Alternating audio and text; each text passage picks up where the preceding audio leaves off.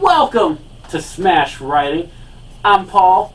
This is Justin, and we are continuing our trend of Christmas horror comedy films. Why not? It's Christmas time. Merry Christmas. Ho, ho, ho. It's hard to sell Justin on a Christmas movie. Unless it's a horror one. Mm-hmm. Because the last couple of years, you introduced me to Santa Sleigh. Was there another one last year? Yeah, or did we stay on like? I know we did Jingle All the Way and stuff like that. Anyway, we gotta get to Sleigh Bells at some point.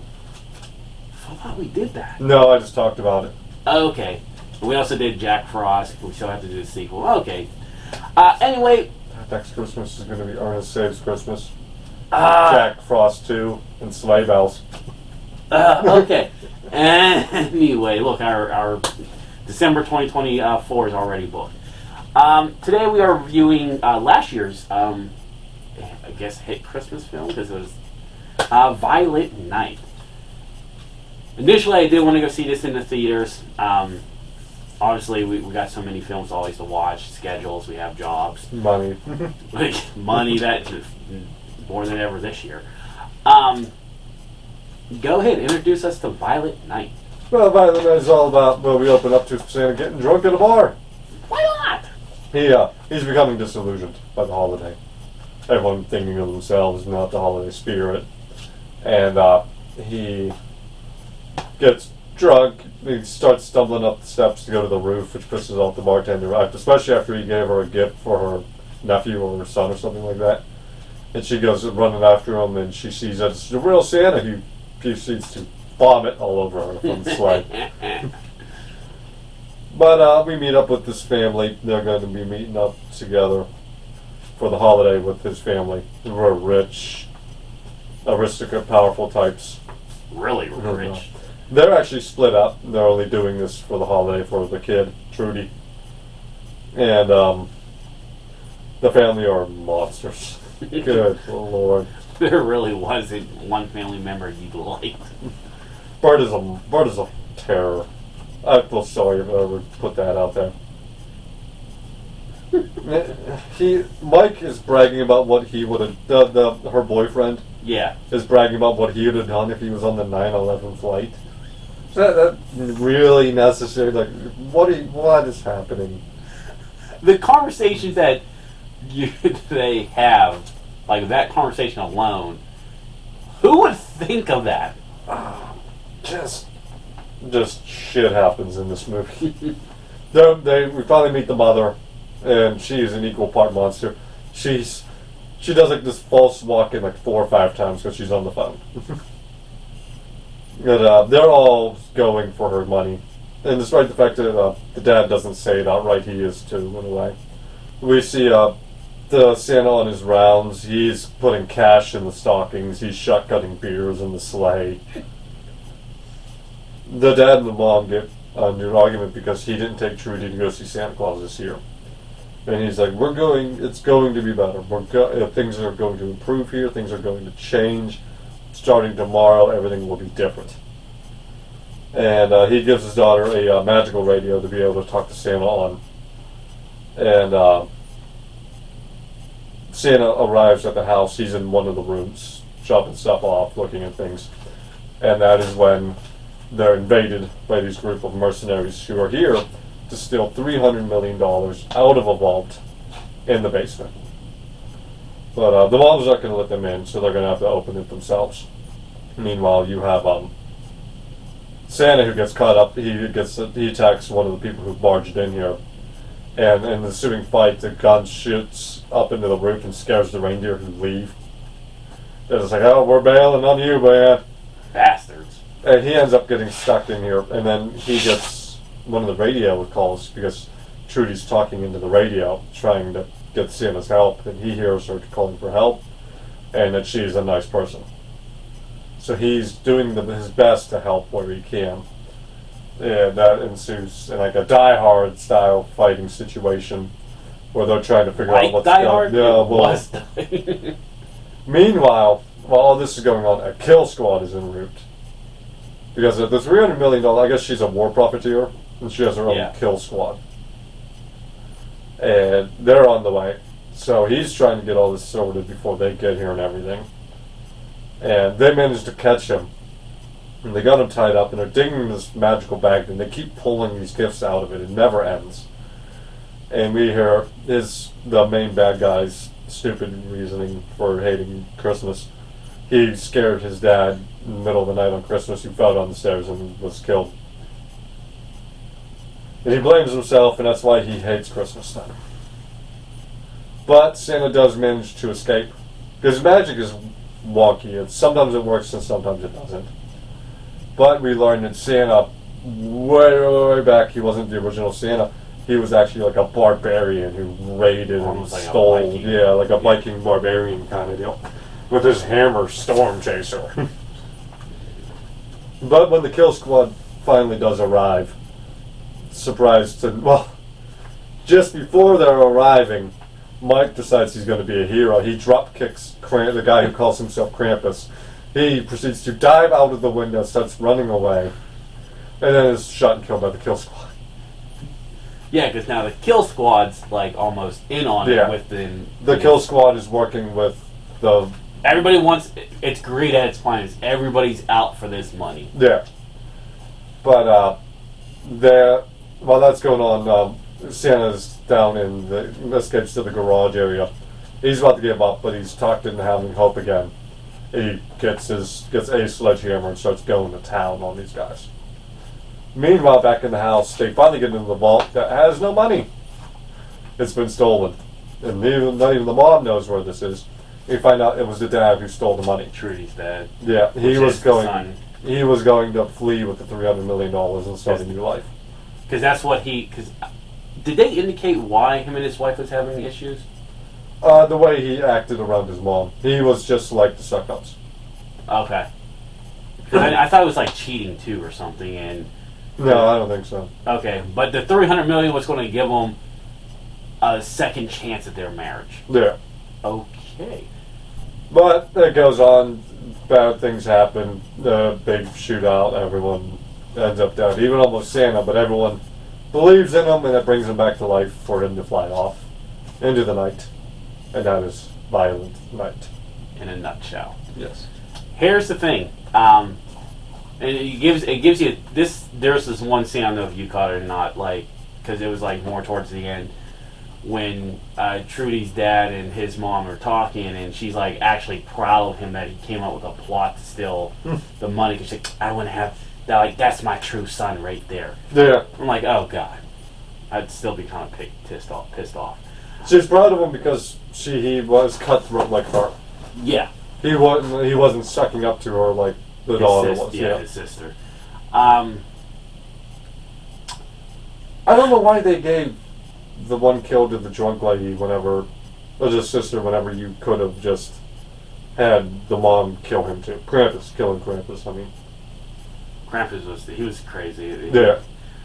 I did kind of enjoy. He was like the first one to volunteer to put the nutcracker in the nutcracker. Yeah. And, he's like, oh, there. It's like, I like how you're just like up and ready to go, basically. Like a little bit of psychopath, but okay, let's do it. That's right. He's making them open Christmas gifts to each other. Yeah. I like how Trudy's dad writes the note, basically telling his mother that he's going to rob them, and by the time she reads this, they're going to be gone. Mike gave the mother-in-law, a movie pitch for him to star in this movie. That was his gift to her, was him pitching a movie. Like this. For her to finance. We know you got the money. You can be your own studio right now. Let's do this. He was funny. Yeah, he was hysterical. Because he made you believe him. Like, he was serious, like everything that he was saying. I am the best man. Alright. We made a joke. You've been talking, you texted me a few times how hard it is, like how crazy they went with Die Hard. They really leaned into the Die Hard thing here, man. I mean, it was kind of shot. Like, I watched it then when you watched it, because I don't think we watched it at the same day, because then you text about it, and I was like, damn, that didn't even occur to me. Now then, like, as you were texting me, and I'm like, watching the next one, I'm like, that really was fucking Die Hard in a Santa Claus Yeah, suit. the plots, The whole needing plot. to get into the safe. Even the kill squad was from Die Hard 2, and honestly, that wasn't a good reveal in Die Hard 2 either. You could see that twist coming from a mile ahead. Santa Claus using the walkie-talkie to talk to somebody identical with. He's bleeding and injured. Yep. I'm a little disappointed that he got Storm Chaser at the end of the movie when the fighting was over. Yeah. That would have been so much nicer to see him with Storm Chaser. Granted, it was still fun watching him whack people in the face with the sledgehammer, but it would have been better to see him with his weapon. One of the things that I found, I know the whole Die Hard thing was kind of unoriginal. The one thing I was probably expecting was, I know it went heavy more towards the end, but I was kind of expecting like a little bit more violence throughout the film. Yeah, I was expecting more violence. I didn't really think, like I said, towards the end they went heavy on it, during the final fight scenes. But I was really expecting more of that throughout the film, period. I thought, like, just from the previews, the trailers, the hype, how everybody was, so many people that I knew was, like, talking about this film. And I'm like, okay. Like, I wanted, like, Santa Claus, punch the bartender, just like, give me a drink. With this being, they're trying to do a homage to Die Hard. That's fine. But at some point, you crossed from homage to ripoff. Parody, too. Yeah. It became too much. And the thing you were trying to write a love letter to became your death. Much as you were trying to, like I said, write the love letter, you also started literally taking way too many elements out of that film and incorporated it into your film. There's a fine line when you want to do something as a kind of like a tribute, but then be your own film, and then there's this. Yeah, like you can like literally watch them side screens and. Now, John Leguizamo's Mr. Scrooge. John, I think his name was. Whatever. But they still refer to him as Mr. Scrooge. He is, yeah. I think they waited too long for him to realize that this was actually Santa.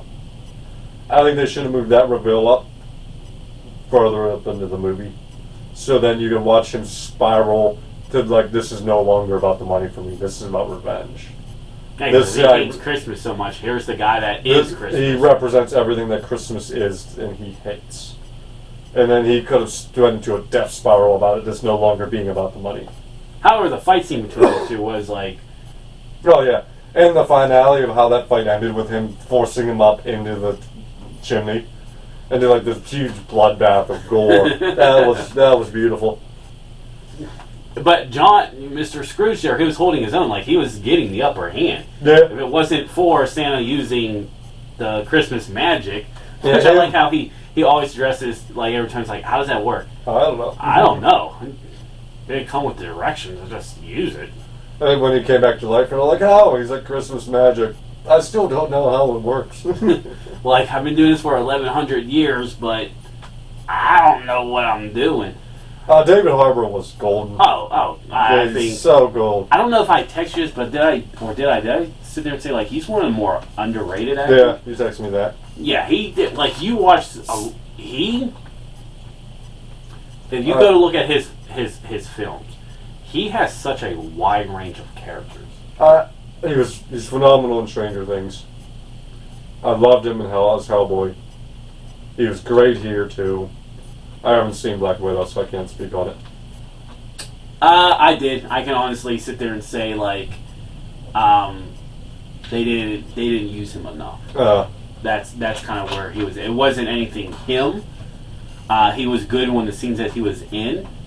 So some jokes like he did realize like got chunkier, so his suit that he wore when he was a young fighter, it still fits.